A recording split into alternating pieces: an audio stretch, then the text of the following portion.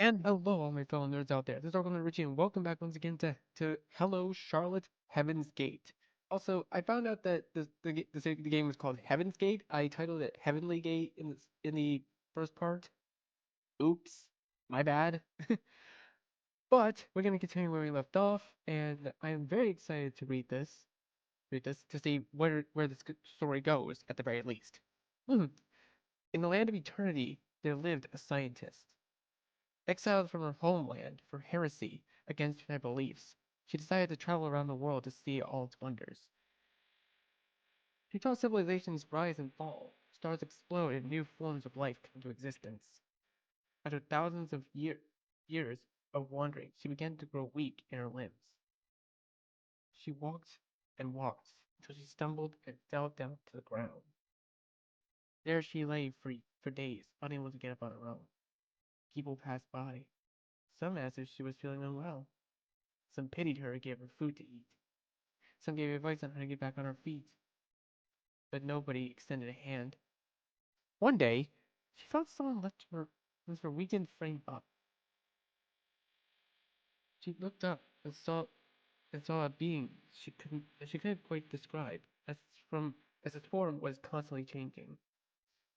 It was the most fascinating sight she'd ever seen. What are you? The scientist asked. I cannot be defined by mere words, it laughed, amused by her question. Some call me White Queen, but what but that was only one of my many masks. I am neither man nor woman, for I am not human. They say meeting me as a great blessing that happens once many millions of years.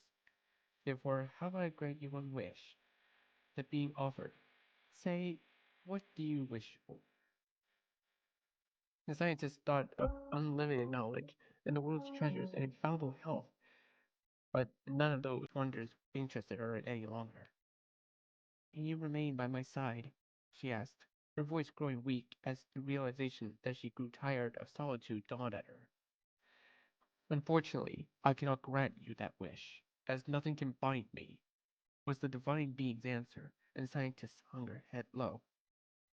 However, if it's a lifelong partner you want, without as much as a warning, the creature tore off the scientist's finger, and her identical copy grew from it. As the scientist screamed from the sharp pain that pierced her, the relentless god spoke again. It knows everything you do and understands you better than anyone ever would. It'll never leave your side and remain with you in life and death. When, when your sight fades, it'll become your eyes. When you lose your strength in your legs, it'll carry you in its embrace. Together you are one. You dream of falling into a pit of identical corpses and wake up in a cold sweat. 27. Different. Henri's idly browsing her phone as I struggled to finish a mission in a shooter I was playing. Wow, Fennel's sure popular. I just looked up his novel and it has like 15 fan communities. Oh, what are you acting all surprised for? Aren't you a fan or something? Stop it. I'm not a blind follower. I read his writing the other day. It's good. Like, really good. But I didn't like it. Oh, okay. Can you explain? Well, the overarching theme of his stories is that only you can save yourself. It's like other people don't exist and can't be of any help, even if they're around you. His characters either choose solitude or end up in circumstances where they are surrounded by their own selves. Don't you think it's closed minded to think that way? However, I knew you were dense as a brick, but not to this extent. What do you mean? Henri rose her temples and gives me a reprimanding stare. Listen. Doesn't all this remind you of a certain someone? Breaking. Young people aged 12 to 16 found dead on the shore. The motives behind their deaths remain unclear. Numerous sources report that they were all frequent visitors of the Heaven's Gate community website, a web cult whose beliefs may have led them to skip school for 3 weeks. When I see him again, there's a mask plastered on his face.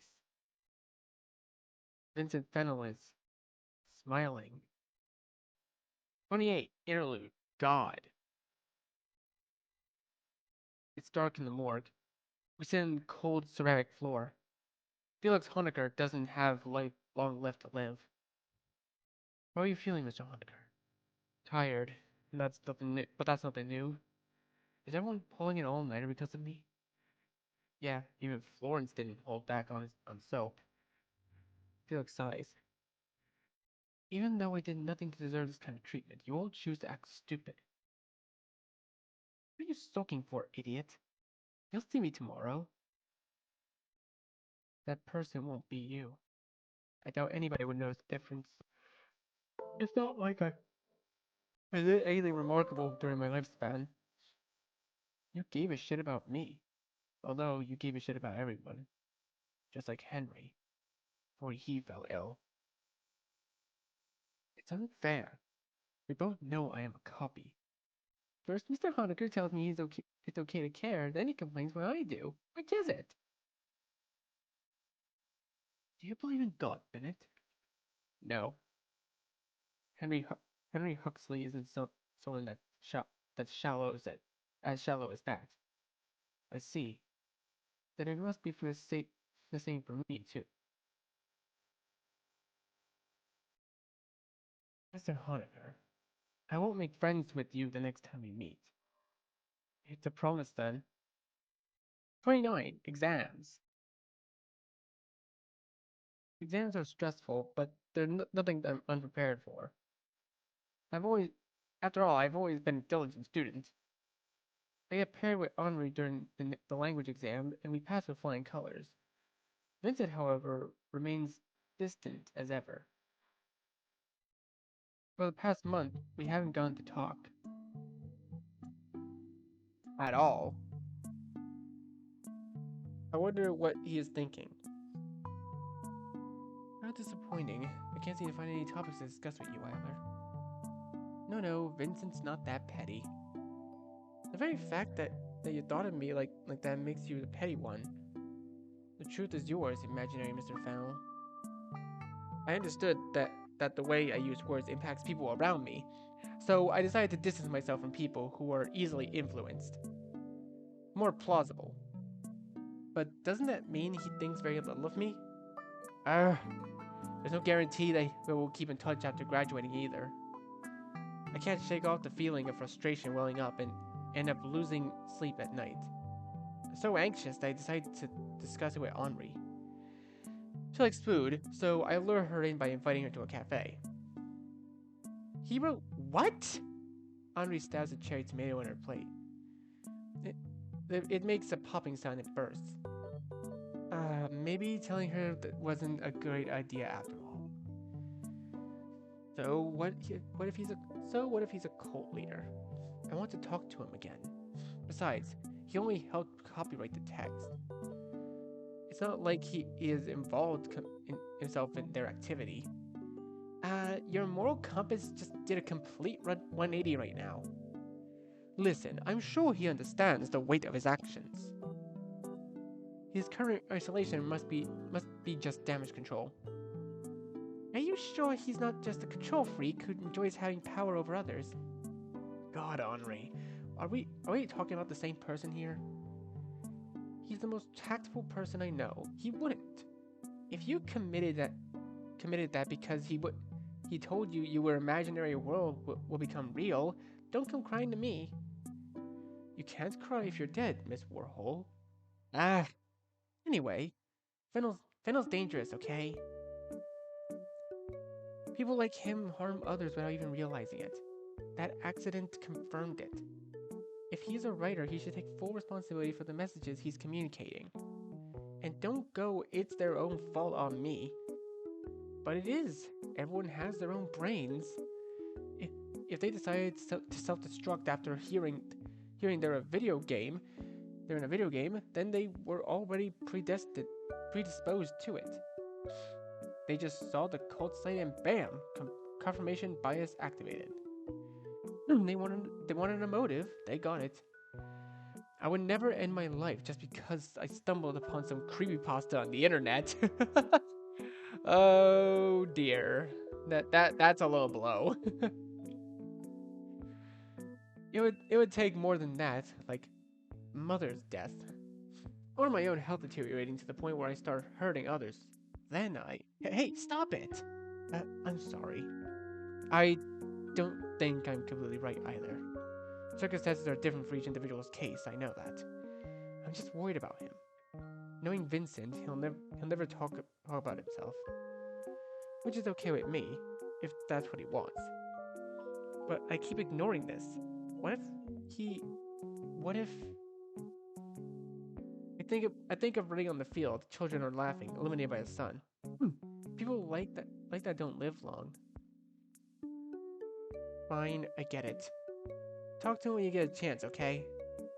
I'm sure you two will figure something out. I walk Henri home and wave goodbye.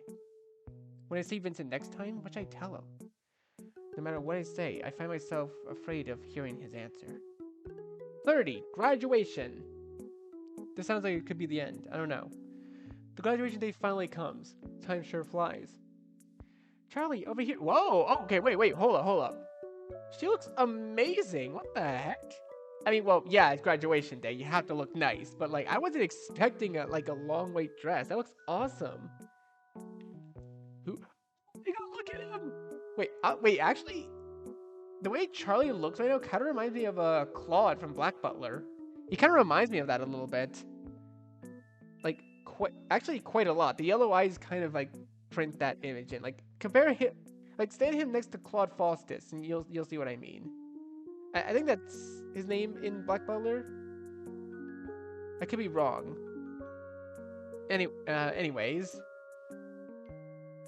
Who?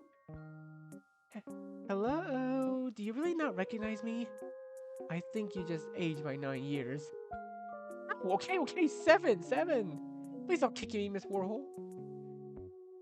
I know I look good. You do too. I look like my father. And you hate it? I don't know anymore. All that matters is that mother is doing better. Henri pats my head. Okay, try to have fun today. Thanks, you too. I look for Vincent in the crowd. He's talking to one of our teachers, all smiles as usual. I join it as a shadow. Eiler, you look different.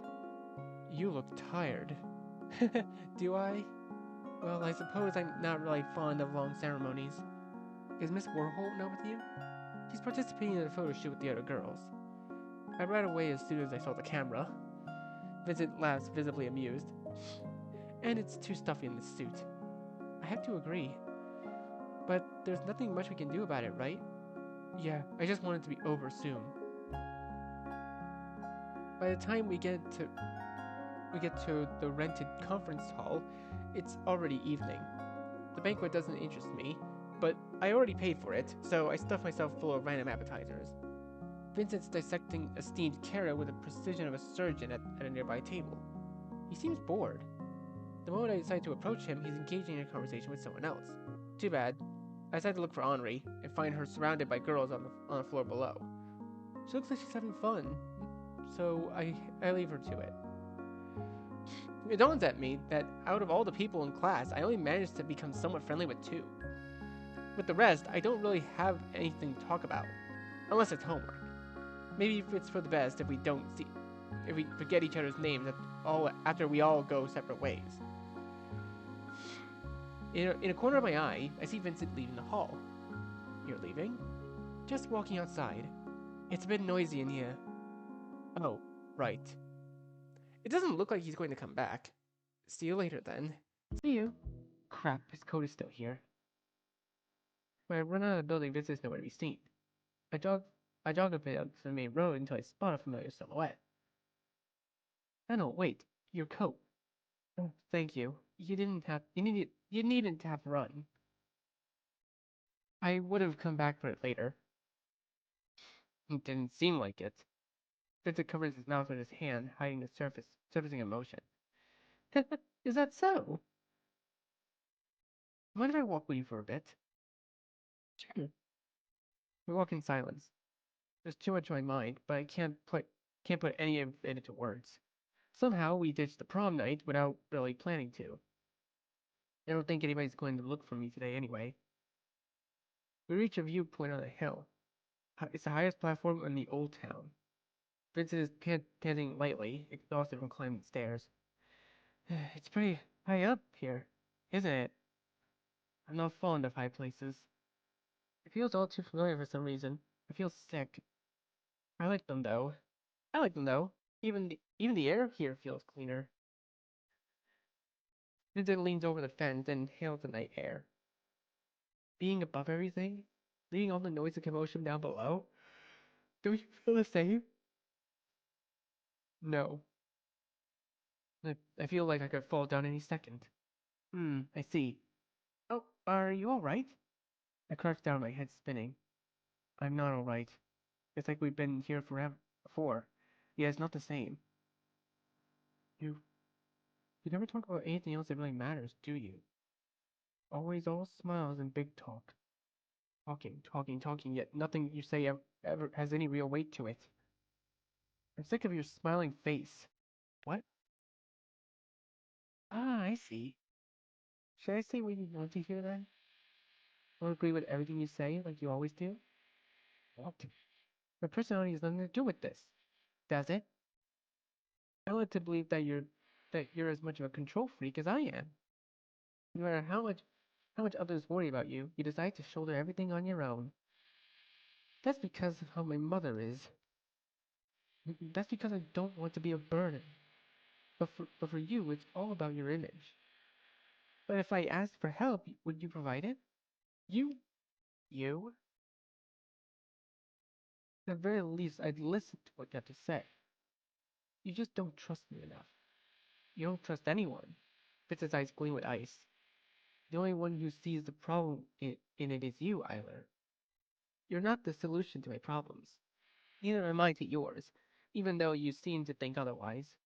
Needles and knives. His words pierce through, but I don't falter. I know. Yet I want to understand you. It's not your fault that I don't. You're, you're someone I've always looked up to. You could do things I couldn't and find the right words to influence others. Always feels like your opinion mattered. I crouched down and faced the ground, suddenly flustered. I I thought I wouldn't mind losing my individuality if it didn't mean getting influenced by yours. Fitz's gaze becomes absent-minded. I'm a bit nervous. I have no one like that. There's only myself. Always have been. I have no role model. I have no hard time finding a reflection of myself in other people's eyes. For other people, I just ad libbed there for a moment. It's like standing on the inner side of a one-way mirror. But I don't think of others as inferior to myself. In fact, I like people a lot. That's why I try to show it with the appropriate words. Language passwords. Just like we discussed once, remember? Friend, soulmate, partner. These are all very easy to say. Only difference is that while they have meaning to others, these words sound empty to me. I've never felt close to anyone. The kind of understanding Vincent Fennel doesn't exist until I created him. I remember Vincent in the kindergarten, the emotionally dead kid gathering crowds around him with useless trinkets from popular shows. The only time he ever showed emotion was when he tore off wigs from those ants, claiming to be in control. Control. Is that what this is all about? You claim that you don't mean things you say, that your personality is fabricated. I don't think you're being entirely honest. You're right. I don't mean it either. He's insufferable. You, however, Vincent isn't looking at me. His mind is elsewhere. It's like there's a wall between myself and the rest. Ever since my childhood, I've been trying to break through it by trying to be someone I'm not. Yet it's meaningless. Even if I make it seem like he exists, I can't become him. Deep inside, I must be the same child who laughed at the ants whose wings he tore off, just because it was the only time when he felt like he was in control over someone's life because he lacked control over his own. Still, you've been trying your best, haven't you? All this talk about a quiet place, those bruises. I think it's pretty obvious at this point that whoever you live with, they've been, I stumble on my own words. They haven't been treating you well. Vince, I remember, was an empty husk of a person. It's like you were never physically there at all. Yet with time, you were able to regain control over your life. It's not like you become someone whom others look up to overnight. You worked hard for it because you care. That's just the life narrative you constructed for me. It's nothing. It's nothing that pretty. I can't be proud of being a hypocrite. Hmm. Would you rather dissociate your for the rest of your life? I don't want that either. Both choices are wrong. There's just no hope for me, is there? This life. I already tried putting an end to it a month ago. Hmm. Huh? I didn't think much of it. It was something I knew would happen one day or another. Naturally. Yet I ended up not going all the way. I thought I still haven't returned that notebook. I was supposed to put an end to everything. For a ridiculous reason like that, I didn't. My eyes begin to sting, but no tears come out. Marie, I may be insignificant and frankly boring, but I'm going to do my best to become someone you can consider your equal, so that you won't feel so alone. I'll keep doing my best so you, so I. In the corner of my eye, I see Vincent crouching down near me, putting a hand on my shoulder. Don't push yourself, he says, his gaze remaining frozen. You're already doing enough. Empty words and template phrases. Neither of us can find comfort in each other's words. Neither of us know what to do. I want you to live, I croak out, not to a chorus, not to an imaginary construct, not to a vacant shell, but to Vincent Fennel himself. History repeats. I can't see his face. I see, Vincent says it simply. No tears, no surprises. That's how Vincent Fennel is. Yet his words sounded almost thankful. Vincent gets up and extends his hand to me. Congratulations on graduating, Charles. I reach out and accept his hand. Future still remains uncertain. Yet I feel like I'll be able to fall asleep tonight. The sun rises. A new day has come. Oh, and that's the end! That's how this whole thing ends. Wow, okay, so Etherain. Wow. Etherain made a really, really good story, honestly. Like, to be completely honest, I didn't understand a lot of it, but I do kind of understand where they're coming from. Because the way that the characters are shown is it just shows that they do care for each other and they do care about themselves, but having to feel like you're insignificant, like you don't matter, or the choices you make don't really matter because we're all gonna end up in the same place one day. That's the kind of thinking that like really scares me because to me, life is absolutely precious and that you should treasure it as much as you can before you eventually fade away. And I know I sound like I'm talking from experience. I'm not. I'm literally talking straight from how I feel. Because I guess I've always kind of let my own feelings like guide my direction in life and try to like, so I can like learn lessons on my own and figure out what I'm supposed to do here or there and everywhere else. And I always used to stress myself with wanting to help everyone around me and like have everyone be my friend and all that. And I've had to learn later on in life that life doesn't really work like that. Like you can't really just be friends with everyone. You can't just wake up one day and decide you want to be friends with everybody, because that's an impossible dream. Like a lot of dreams, they seem possible or impossible, but humans are very, as they say, I'm pretty sure Vincent or Charles had said, humans are a very adaptive species, meaning that that at some point, eventually, with time, we can do the impossible. and we've done it a lot. In despite what everyone else may think, we have done a lot in this life, and the way that we cherish it is just another step in the right direction. I'm not sure what else to say here, but other than that, this is a really good story.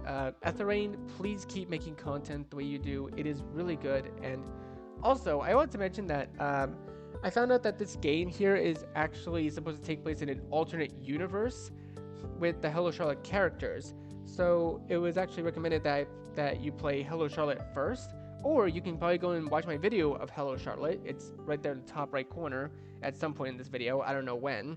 But anyways, thank you guys so much for watching this video. Be sure to leave a like, comment what you think, share this video with your friends, and be sure to subscribe and click the bell so you don't miss a single notification. I'll see all of you in the next video. Goodbye!